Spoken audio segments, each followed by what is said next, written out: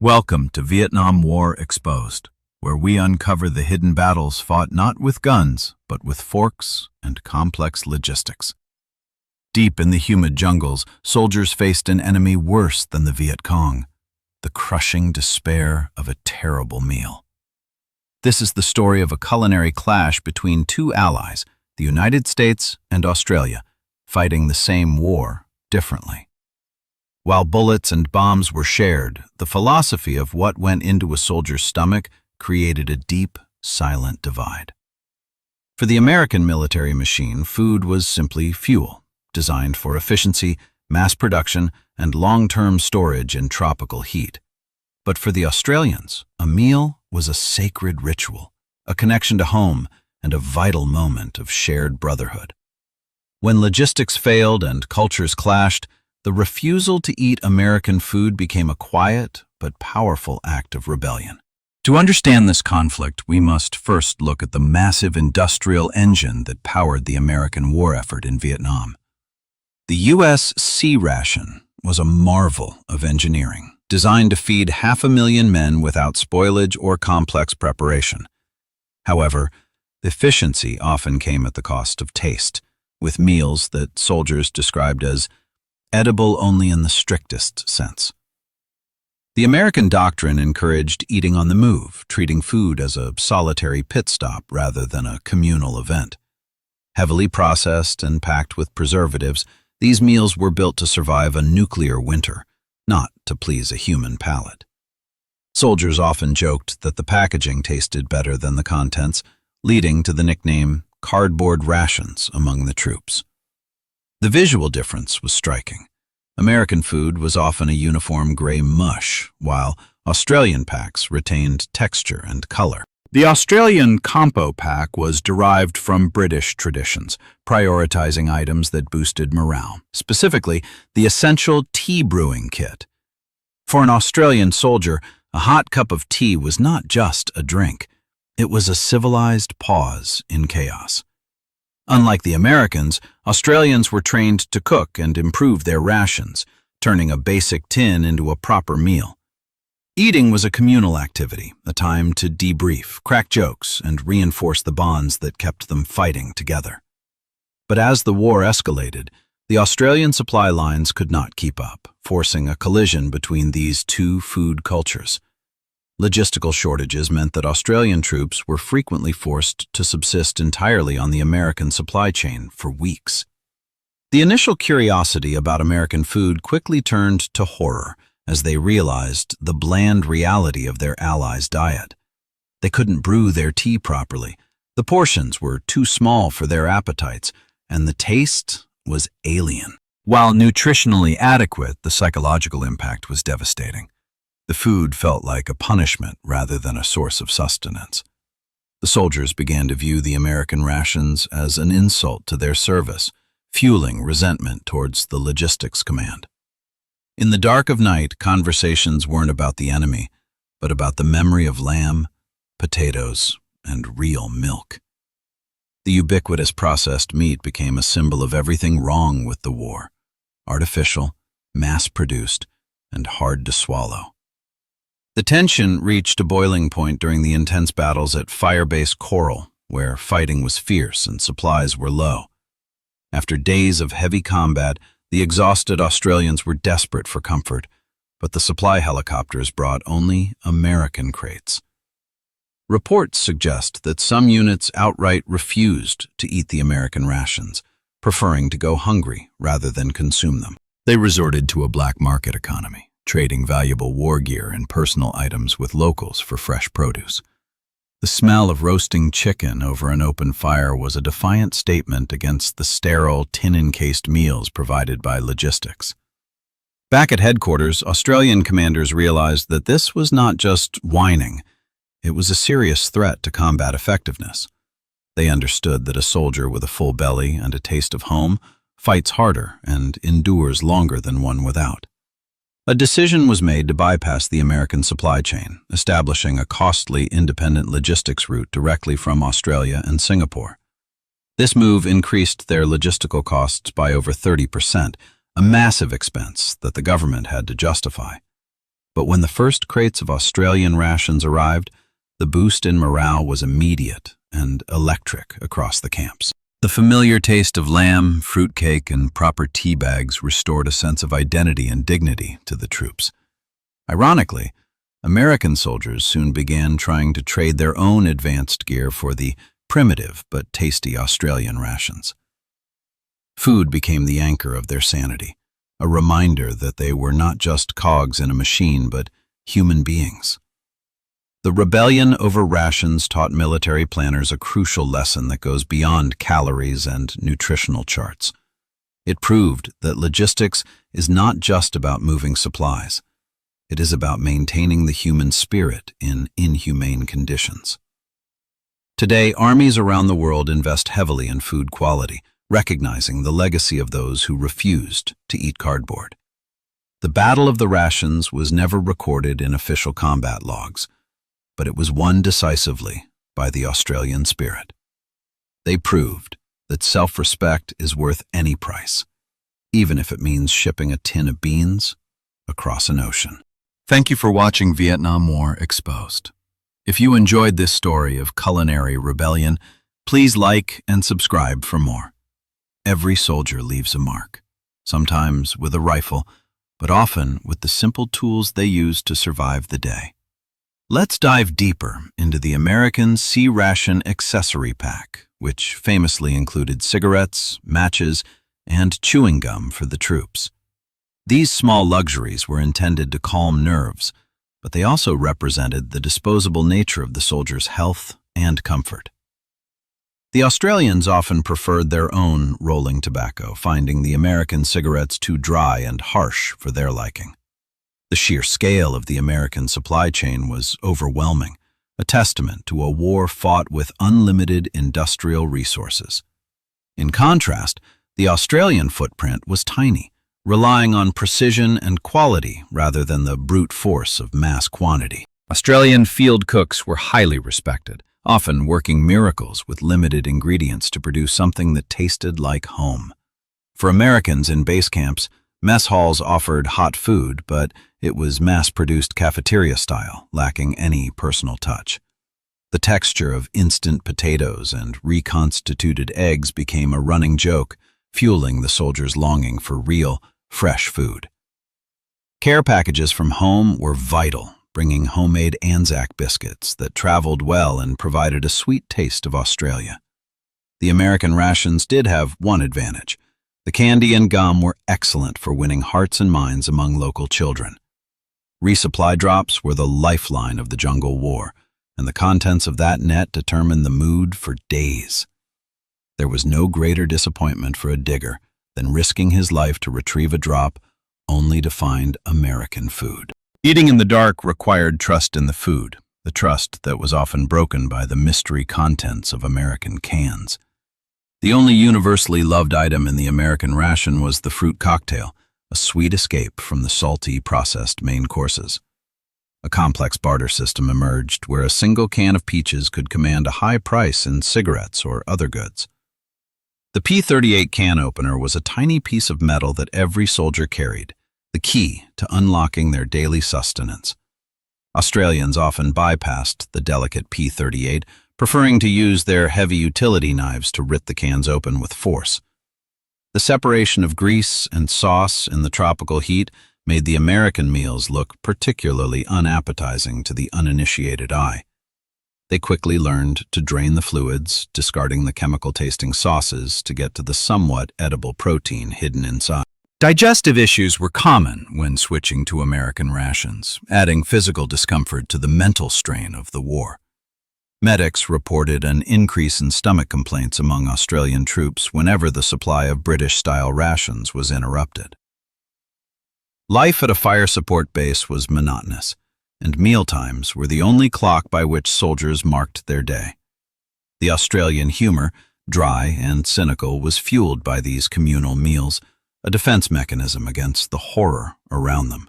In contrast, the American eat-and-run culture missed out on this vital psychological decompression time, increasing their overall stress. Breakfast was another battleground. The American powdered eggs were universally loathed, while Australian canned bacon was a greasy delight. With a little effort and a hot fire, the Australian bacon could be crisped up, providing a texture that felt real. The Americans ran on coffee, strong and instant, a jolt of caffeine to keep the eyes open during long patrols. The Australians preferred the sweetness of condensed milk in their tea, a caloric bomb that provided energy and comfort. These tubes of condensed milk were currency in the jungle, traded and hoarded like liquid gold among the Australian platoons.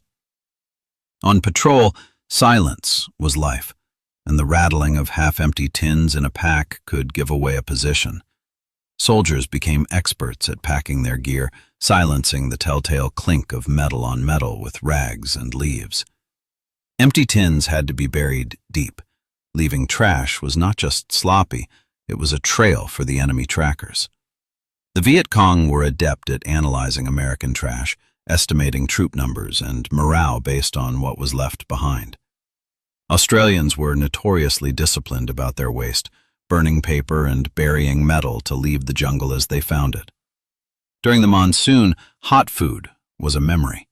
Meals were eaten cold and wet, huddled under ponchos in the relentless downpour. There is nothing quite as miserable as watching rain dilute your cold stew, a moment that tests the strongest resolve. In these moments, a dry cigarette or a shared joke was the only thing keeping the darkness of the situation at bay. Meanwhile, their South Vietnamese allies fought on a diet of rice and dried fish, a diet much better suited to the climate. Australians occasionally sampled the local rations, finding them lighter but lacking the calorie density they were used to. As the casualty counts rose, the logistical priority shifted entirely to ammunition and medical supplies, leaving food as an afterthought. During major offensives like Tet, fresh rations were often delayed for weeks, forcing troops to scavenge whatever was left. Finding a stash of old rations was a gamble. Rusted cans could mean botulism, a deadly risk no one wanted to take. Strict protocols were in place to check for bulging or rusted cans, as food poisoning could wipe out a platoon's combat readiness. The monotony of the diet mirrored the monotony of the war. Days blended into weeks, marked only by the opening of tins. The sound of a can opening became a Pavlovian trigger, signaling a brief respite from the adrenaline of survival. On special occasions, the morning tea was spiked with a shot of rum, a tradition known as gunfire, to steady the nerves. Officers often turned a blind eye to this breach of protocol, understanding that a little liquid courage was sometimes necessary. The Australian fruitcake was legendary, a dense brick of energy that could survive a nuclear blast and still taste good. It was so prized that American soldiers would trade significant amounts of their own luxury goods just for a slice. The American equivalent, the pound cake, was often dry and crumbly, leading to a thirst that was hard to quench. The Australians also had canned butter and cheese, which, while processed, added a layer of richness missing from the U.S. diet. The biscuits were rock hard, designed to clean teeth and survive rough handling, often requiring a soak in tea to be edible. Resourceful soldiers would crush these biscuits into a powder to make a makeshift porridge when their stomachs were upset. As the war dragged on, jungle fusion cuisine emerged, mixing local ingredients, care package noodles, and ration meats. Even the military working dogs had to be fed, often sharing the same rations as their handlers in the field. Many soldiers would sacrifice their own best cuts of meat to ensure their loyal four-legged trackers were well-fed and happy. Nighttime brought a different hunger, a psychological craving for the comfort of a kitchen and a family dinner table. In their dreams, they weren't fighting. They were back in Queensland or Victoria, sitting down to a Sunday roast. Waking up to the cold reality of a green tin was a daily heartbreak that chipped away at their resilience. At Berea, this frustration manifested in a quiet strike, a refusal to perform non-essential duties until the food situation improved. Logistics officers were caught in the middle, unable to conjure food out of thin air but facing a mutiny of morale. Crude signs appeared demanding compo packs, a clear message that the American substitute was no longer acceptable. This wasn't about being spoiled. It was about maintaining their identity as an independent fighting force, not just U.S. auxiliaries. American commanders like General Westmoreland were often baffled by the Australian insistence on tea breaks and fresh cooking. The Australian officers ate what their men ate, a shared hardship that made the poor quality of U.S. rations a command issue. To solve the crisis, the Australian Army began sourcing fresh vegetables and meat from markets in Singapore and shipping them in. Singapore became the pantry for the Australian task force, providing the fresh greens and fruits that the U.S. supply chain ignored. The arrival of fresh steaks for a weekend barbecue at Nui Dat became the highlight of the month, a taste of civilization. And of course, there was the beer. The logistical effort to transport cold Australian beer was as complex as the ammo supply. The Americans, stuck with warm soda or weak beer, looked at the Australian beer ration with unparalleled envy and desire. These moments of excess were brief, a calculated release of pressure before they were sent back into the green hell. But inevitably, the steaks were eaten, the beer ran dry, and the helicopters returned to carry them back to the fight. Back in the bush, the cycle restarted. The C-ration was the constant companion, the heavy weight in the pack. Soldiers learned that enough hot sauce could mask any flavor, making Tabasco the most valuable condiment in the war. Families back home caught on, sending bottles of Worcestershire sauce and Vegemite to help their boys choke down the U.S. food. Vegemite was the ultimate cultural test. Americans found it repulsive, while for Australians, it was the concentrated taste of home. This dark, salty paste was a source of national pride, a secret code that only those from down under could understand. The physical demands of the jungle meant soldiers burned thousands of calories a day, far more than the rations provided. Weight loss was rampant. Men returned from patrols kilos lighter, their bodies consuming themselves due to the deficit. Military dietitians raised alarms, noting that the unpalatable nature of the U.S. rations was causing soldiers to under-eat. Field cooks became alchemists, mixing multiple ration types and local herbs to create stews that were easier to consume. When rations failed, nature provided. Grenade fishing became a popular, if dangerous, method of securing fresh protein. These unauthorized fishing trips were moments of pure freedom, a return to the primitive survival instincts of hunter-gatherers. But foraging was deadly dangerous. The enemy knew that hungry soldiers would venture off the path to find food. Tragically, many skirmishes started not over strategic objectives, but during simple tasks like fetching water or gathering fruit. Yet through the hunger and the danger, the Australian soldier persisted, driven by a unique blend of stubbornness and humor. The flag at Nui Dat flew over a force that refused to compromise its standards, even in the middle of a war zone. The financial cost of this culinary independence was high, millions of dollars spent shipping food that could have been bought locally. But ask any veteran today, and they will tell you it was worth every cent. That food was their link to humanity. A well-fed soldier is an alert soldier. The investment in better food paid dividends in combat performance and survival rates. The lessons learned in Vietnam shaped the modern Australian combat ration, which is now considered one of the best in the world. Today's packs include lamb curry and chocolate, a direct lineage from the compo packs that saved morale in 1968. History repeats itself. In modern conflicts, American troops are still trying to trade their MREs for Australian ration packs. The uniform changes, the weapons evolve, but the soldier's need for a good meal remains the one constant truth of war. We also remember those who never came home to enjoy another meal with their families. Their sacrifice is not forgotten. For the fallen, the struggle is over. But for the survivors, the taste of those jungle rations remains a vivid memory. Many veterans still can't look at a tin of ham without being transported back to the mud and rain of Phuc Tuy. Small artifacts like the P-38 opener serve as keys to unlock memories, stories of hardship, friendship, and survival. The war was a massive machine of movement, and food was the fuel. Without it, the machine would have ground to a halt. We often focus on the combat infantry, but the logistics crews who drove the trucks and flew the supplies were heroes too. Braving mortar fire and bad weather, they delivered the goods that kept the army fighting, one crate at a time. Each ration tin is a small brick in the massive wall of history, a humble object that tells a grand story. In the end, it wasn't about the food itself, but about the act of sharing it. That is the true essence of mateship. As the fires died down and the war ended, the soldiers returned home, changing the culinary landscape of Australia forever.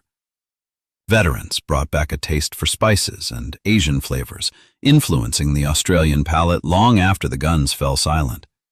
The rebellion for better food was a declaration that even in war, they were civilized men who deserved to be treated with dignity. The slouch hat and the cup of tea remain enduring symbols of the Australian Army, icons of a unique military culture. So the next time you sit down to a hot meal, remember those who fought for the right to eat something other than cardboard. We honor their service, their sacrifice, and their stubborn refusal to accept a bad meal, lest we forget. The jungle has reclaimed the fire bases, and the rusted tins have disintegrated into the earth, but the story remains. From the red earth of Vietnam, a legacy of resilience and brotherhood grew, nourished by the shared hardships of the past. Let's take a final technical look at the specifications that caused so much trouble. The B-2 unit, specifically. The B-2 unit contained the crackers and cocoa powder. The crackers were notorious for being moisture-absorbent sponges in the humid air. Once exposed to the Vietnam humidity, these crackers turned into a soggy mess within minutes, earning them the hate of troops. The processed cheese spread was so artificial it could burn like a candle, a trick soldiers used to start fires. It says a lot about the food when it serves better as a fire starter than as a source of nutrition. The chocolate disc was designed to not melt in high heat, which unfortunately meant it tasted like waxy chalk. Soldiers found the only way to consume it was to shave it into hot water, creating a weak, watery hot cocoa. The Australian chocolate, by comparison, was real chocolate. It melted in the heat, but it tasted like heaven. They didn't mind the mess. Licking melted chocolate off their fingers was a rare treat that brought out their inner child. All these rations required water, and the iodine-treated water of the jungle added a chemical aftertaste to everything. The lemonade powder was essential, not for its flavor, but for its ability to mask the foul taste of purification tablets.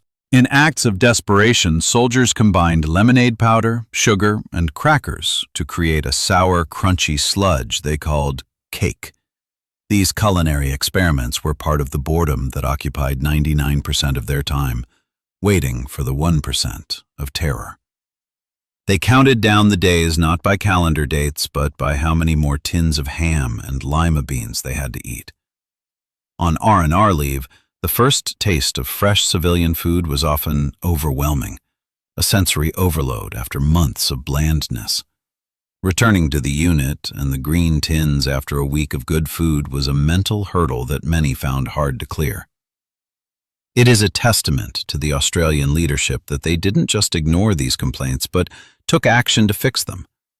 True leadership involves listening to the small grievances of the troops, understanding that small things become big things in war. Even the U.S. military eventually learned, moving away from cans to the MRE pouches in the 80s, prioritizing menu variety. Though, true to form, soldiers today still complain about MREs. The soldier's right to grumble about food is eternal. From the factories of America to the jungles of Vietnam, the story of the C-ration is a story of culture, conflict, and survival. It reminds us that even enemies can be forgotten over a good meal, and allies can be divided by a bad one. In the end, everyone just wanted to go home, sit at their own table, and never open a green tin again. We dedicate this video to the men who endured the mud, the rain, and the rations. Your stories are safe with us. What is the worst meal you've ever had to endure? Let us know in the comments below. We'd love to hear. If you enjoyed this deep dive, check out our videos on the M16 jamming scandal or the terrifying life of tunnel rats. Don't forget to hit that subscribe button and ring the bell so you never miss an episode of Vietnam War Exposed. This episode was researched and produced by our dedicated team, committed to bringing you the unfiltered truth of history. War is hell, but the human spirit is unbreakable. Thank you for joining us on this journey through the past. This has been Vietnam War Exposed, uncovering the gritty, logistical, and human reality of the conflict that changed the world. Stay curious, stay critical, and we will see you in the next debriefing. Dismissed.